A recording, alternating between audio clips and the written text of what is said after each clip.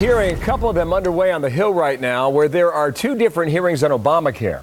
In the Senate, you've got a hearing on the Health and Human Services budget. Over in the House, you've got an issue of enrollment.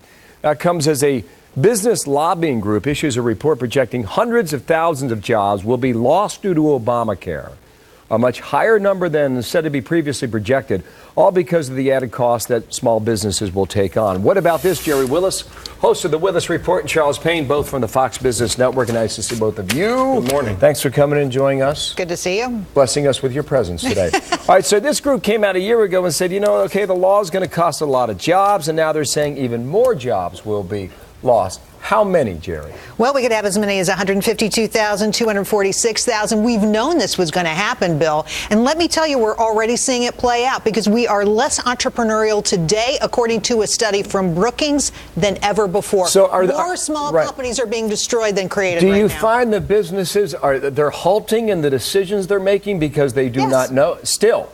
It's not just that they're halting. They know it costs them more to have more employees, so they just stop hiring. They stop growing. They stop planning for the future. They can't do it because it costs them more money. Charles, you agree with that? And, yeah, I do agree. In fact, and here's the really sad irony of it all, piggyback off something Jerry said, with the businesses starting, with interest rates this low, with computers so cheap, you would think people will be starting businesses left and right. You know, when in the last 30 years when businesses spiked under Ronald Reagan, and I got to just tell you something. It's so amazing because this number, this NFIB number, is the lowest number I've seen so far. The CBO said 500,000 people. I've seen projections of as many as 3 million people dropping out of the job market because of Obamacare and some of the other things that have happened. And so far, this is earnings season.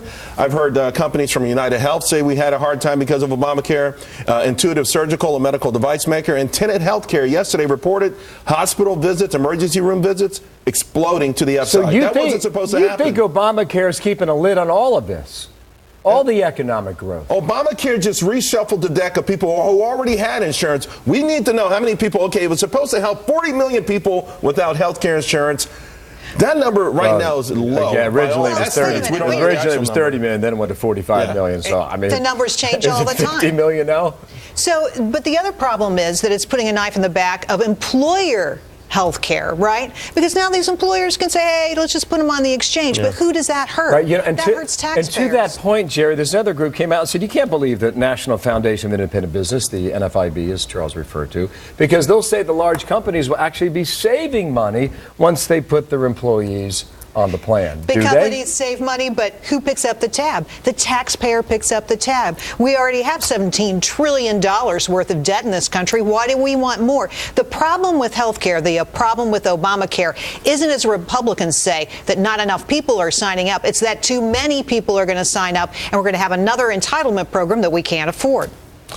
Here's the thing. If you're in a business and you want to attract great talent, you probably will offer some form of health care. The larger companies have that advantage. The smaller businesses, which is the crux of this problem, cannot compete in that arena. How can you bring on the best talent out there? How can you compete? Again, this is the perfect backdrop for people to go out and start businesses. Right now, it's a great point. And you're saying the small businesses are being held back. This is one of the big roadblocks in a way. One of the gigantic roadblocks, in addition to high taxes, high regulations, and those things that dissuade people. This is another major roadblock. Do you agree with this premise that large companies will be able to be more profitable because they'll be able to trim some of their costs because of government health care? Yeah, but I do believe a lot of your larger companies will just go ahead and bite the bullet and find a way to make it up. But we've already seen companies start to say they're going to throw people onto the Obamacare. There's no doubt about it. There's no doubt about it. As more people do it, and as the pressure for EPS and earnings and performance continues,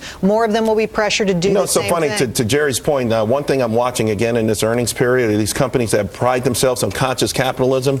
They're getting crushed. Whole Foods is hammered today. Crushed on what? Their stocks are getting hammered. They're getting hammered, crushed. These are companies that believe in higher minimum wage. All of these social things that are socially conscious, they put environment and social things ahead of profits.